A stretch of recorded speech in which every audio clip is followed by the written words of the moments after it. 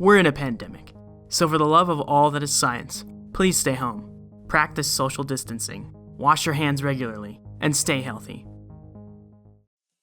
Hello. Thanks for clicking on this video. You've quenched the curiosity that germinates within you. I want this channel to allow me to make and upload videos basically on anything I want, and it is. My main focus is dinosaurs because, well, they're awesome, entice a lot of curious beings, and are somewhat my main focus in my real-life career. That being said, today I want to talk with you about pineapples and an enzyme it produces, which effectively digests flesh.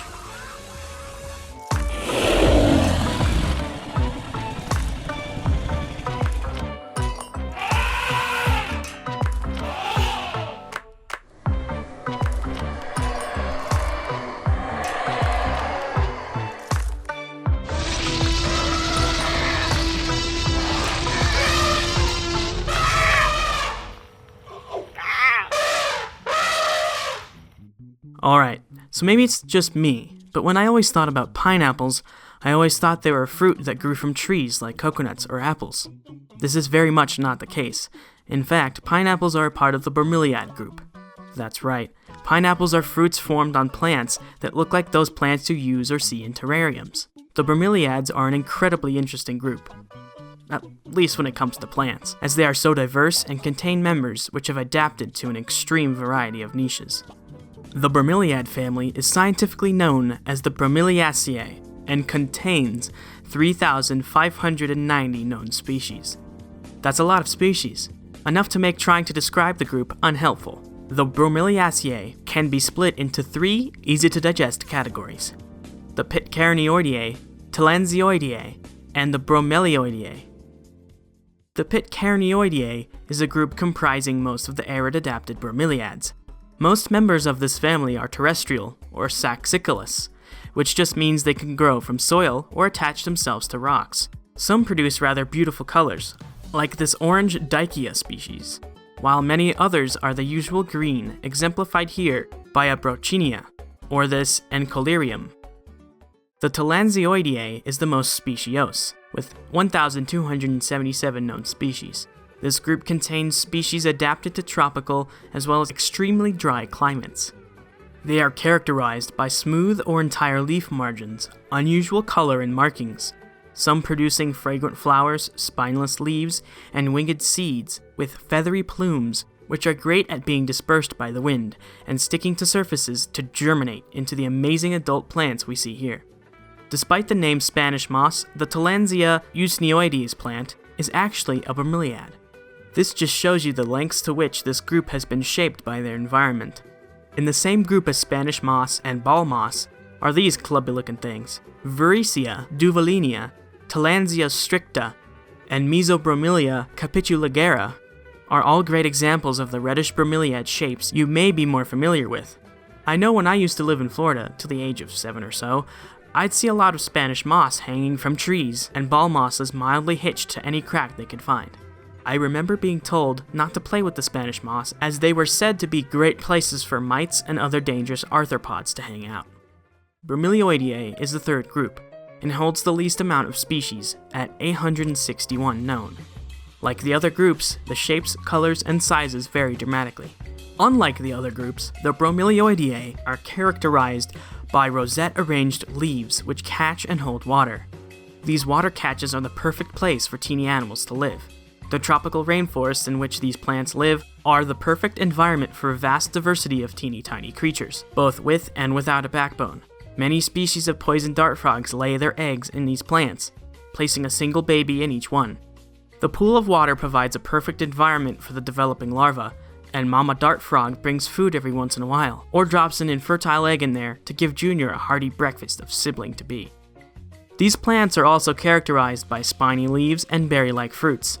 A particularly well-known example of the berry-producing members of this group is the bombastic pineapple!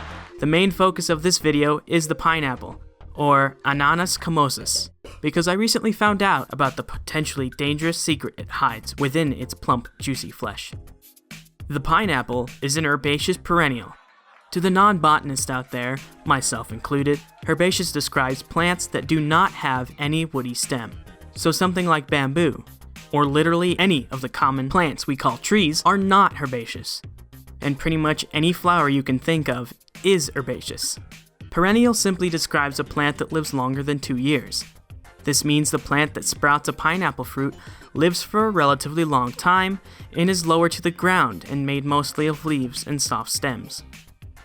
The plant tends to reach up to around 3.5 to 5 feet, or around 1.5 meters. This plant is crazy cool when it comes to flowers and fruit. When the plant flowers, it produces 200 of them. Each flower produces a fruit, and they all combine together to create something called a multiple fruit. That's why the pineapple fruit looks like it has segments. Each one of those segments is a fruit. This fruit is extremely tangy, and to some this can be overwhelming. There's an innate reason for this, and this reason is bromelain. Bromelain is an enzyme produced by the plant and can be found in both the plant and its fruit. An enzyme is a protein and biological catalyst, which means it's a super complicated chain of organic compounds which come together as a really big molecule. It's called a catalyst because it accelerates chemical reactions in cells, which is basic to all life. When bromelain comes into contact with collagen, a key protein that helps to bind together muscle tissues, it accelerates a reaction where water breaks apart the collagen's chemical bonds. Under normal circumstances, this is a slow or insignificant process, but with the inclusion of bromelain, the collagen begins to break apart rapidly. Over time, the muscle tissue breaks down and becomes mushy. Many cultures around the world, and globalized industry as a whole, uses this enzyme in the culinary arts as a meat tenderizer. What works to soften a steak before cooking works for the flesh in your mouth and your tongue. The sting you feel after eating too much pineapple for too long isn't necessarily because it's super acidic. It's because it's slowly breaking down your flesh. When you chew the pineapple chews back. Thankfully, this doesn't really have a lasting effect, since most people tend to not just sit down and go to town on 3 or 4 pineapples in one sitting. If you cook the pineapple, this effect is deactivated as heat denatures or pulls apart the enzyme. Cooked or canned pineapple is devoid of the digesting effect. So, the next time you go to grab a bite of pineapple out of your fruit salad, just remember that its flesh is still actively rooting against you. Thanks for watching, and sticking with me through this turn away from the usual dinosaur or fossil related video. If you liked it and learned something new, let me know in the comments below. I'll be delving into more living topics in the future.